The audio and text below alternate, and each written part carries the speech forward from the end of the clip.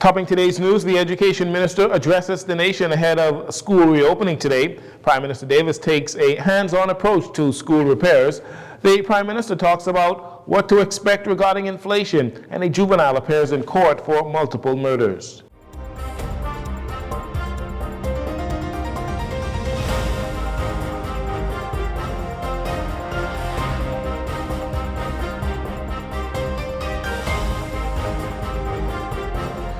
Good evening, Bahamas. I'm Jcn Saunders. This is your JCN Evening News. Thanks for joining us.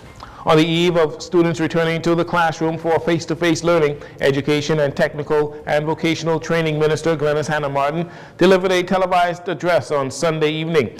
Following nearly 2 years of virtual and hybrid learning due to the COVID-19 pandemic, and while COVID still lingers, she says the government is working diligently to have students return to the classroom amidst the many challenges, including learning loss. Minister Hannah Martin says her ministry has been diligent in meeting the many challenges in the education sector. At the outset, we must all settle on the realization that the last 3 years, which combined the ravages of Hurricane Dorian and the COVID-19 pandemic, have been difficult and challenging years for our nation, and even more peculiarly so for education. The shutdowns, the disruptions, and ultimately the reversion to virtual learning for a prolonged period has led to fallouts and deficits in many quarters. When we took office, we understood the compelling and urgent mandate to cause for our children to return to face-to-face instruction. This was ultimately achieved in January of this year, but only after having to complete unfinished school repairs in several schools, which we met lingering when we took office in late September last year. The return to face-to-face instruction was... Schools resumed face-to-face learning in January and was also met with challenges back then. Despite this, Minister Hannah Martin says the government is pursuing an aggressive agenda for education.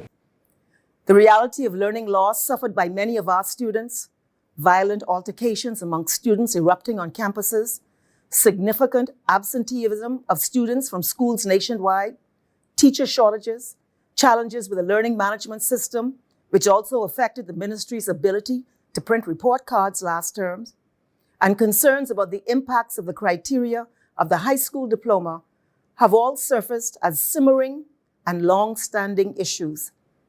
We have diligently sought to meet and address these many challenges, and we have been dogged and unrelenting in achieving levels of normalcy on school campuses, while at the same time pursuing a progressive agenda of reform in education in our country. With that said, the Education Minister says her ministry is in the process of selecting a technological firm to allow officials to measure learning loss at every level.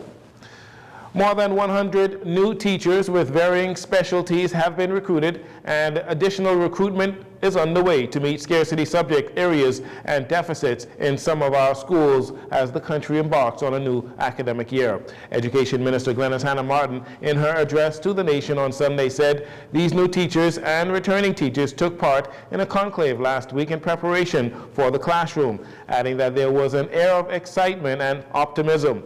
Minister Hannah Martin says the ministry will monitor in the first few weeks to ensure teachers' complement corresponds with student enrollment, noting that it is imperative that teachers are matched with every subject that is needed.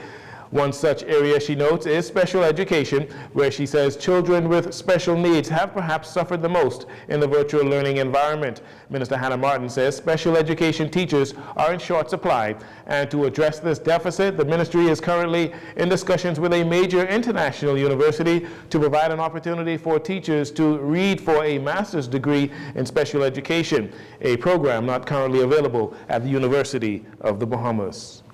$32 million in school repairs is completed, according to Prime Minister Philip Davis, who made the comments following a tour of 5 schools here in the capital. On Sunday, the Prime Minister, along with the Minister of Education and Minister of Works, Alfred Sayers, inspected public schools, despite some of these schools still being inactive or an active workplace for construction. Prime Minister Davis told reporters he is elated that schools will indeed reopen on schedule. This is our last visit to see the work that's been completed. Much of it was capital and repair in nature, and we visited those schools that were in the most dire state insofar as works were concerned. And let me just say, I'm gratified, I'm satisfied, I'm elated. And I want to say congratulations to the Minister of Education and the Minister of Works for their commitment and passion to ensure that these works were done. You know, one of the contractors just told me a while ago that the minister called him out of church one evening because she was concerned about the pace of the work. And for that, you know, we must take our hat off to our Minister of Education for leading the charge and the Minister of Works for lending support that was necessary to have these works completed. Schools will open on schedule. Up to Sunday afternoon, debris and works continued at T.A. Thompson Junior High School. It was asked whether the environment will be safe for students to return. Here is how the Prime Minister responded. It will be safe. What you're saying is as a result of rain that they had today. Right? And that's why they have an added workforce to ensure that this is clean. You see a lot of persons here for the purposes of cleaning.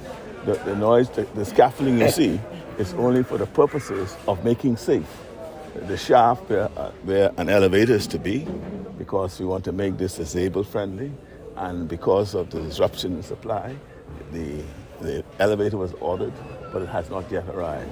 And so the contractor has taken the initiative to make that area safe for students, because you know that shaft will be an attraction for young students. So they're making it safe, and not only just making it safe, but they're doing it in a way that is pleasing to the eyes, as you can see.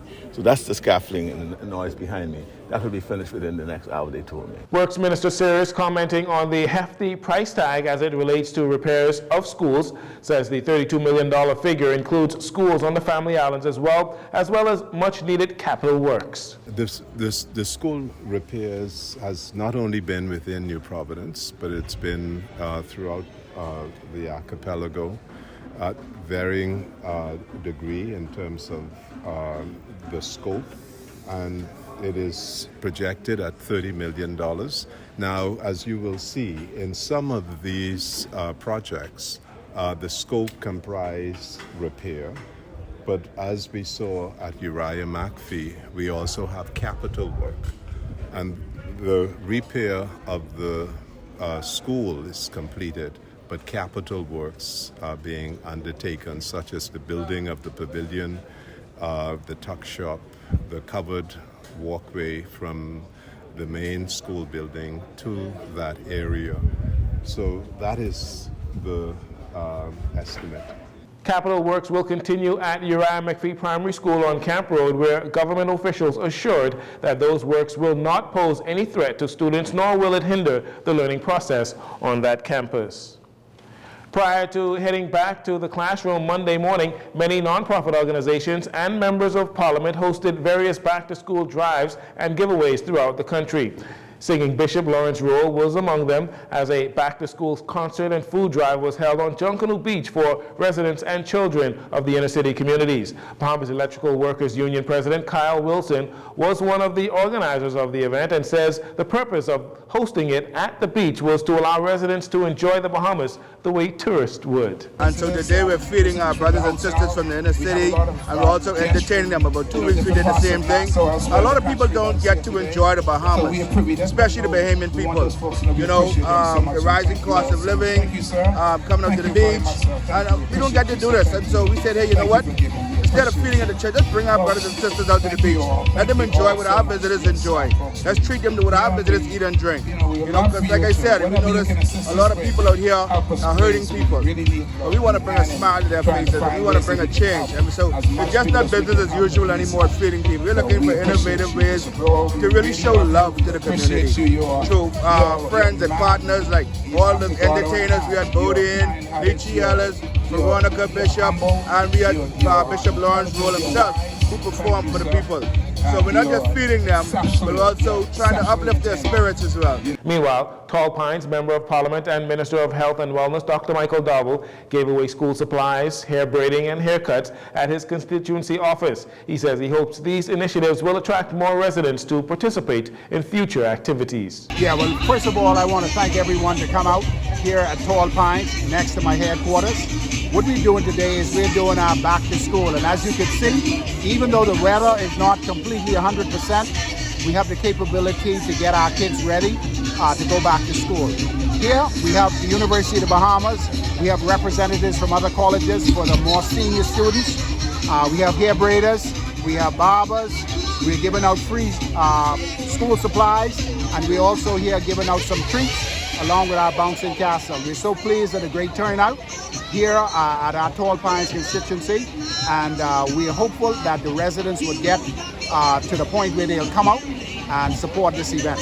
Golden Isles Member of Parliament Vaughn Miller launched free Wi-Fi on Bacardi Park in his constituency, which he says will help tremendously for those in the area that struggle with Wi-Fi connectivity. He also hosted a back-to-school drive with lots of giveaways as well.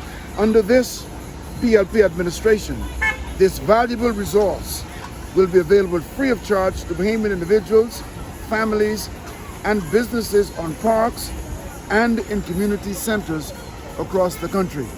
So as the Member of Parliament for this great constituency, I'm pleased to be a part of this historic occasion, introducing to our constituents free access to the internet for persons that come to the Bacardi Park area. Following a meeting with central bank governors of the world earlier this year, Minister of Finance, Prime Minister Philip Davis, revealed on Sunday that financiers are predicting the high cost of living due to inflation is going to get a bit worse before it gets better. Speaking with reporters on the sidelines of an inspection of schools here in the capital, Prime Minister Davis says the high level of inflation is expected to continue.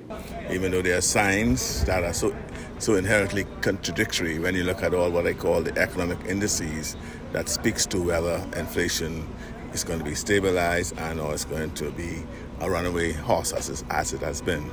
And from their prognosis, it seems that we are in for yet a rough ride for another few months. Hence they're talking about, lowering the interest rate again or increasing the interest rates, and so those are some of the things. So we just have to continue to watch, try to do the things that we could do. A lot of it is beyond our control, and all we can do is just work with what we can control.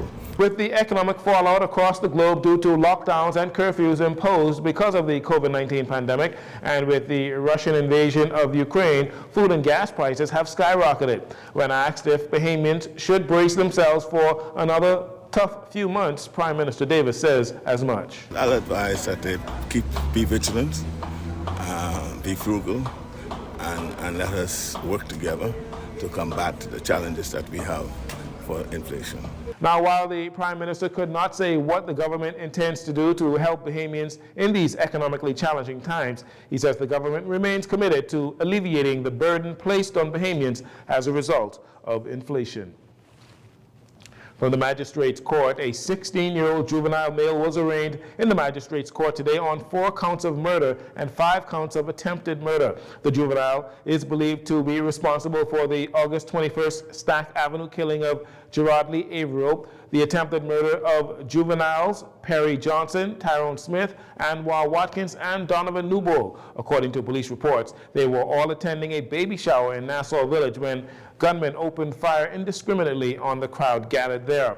Now, it is also alleged that the 16-year-old is responsible for the murder of Inslee Russell on Friday, the 12th of August, in the area of Redland Acres, Michael Bain on Saturday, August 13th, in the area of Kenilworth Street, South Beach, and George Seymour on Saturday, the 20th of August, which occurred in the area of Rosetta Street. The teen was not required to enter a plea and was subsequently remanded to the Simpson Penn School for Boys until reading of a voluntary bill of indictment on December 13th.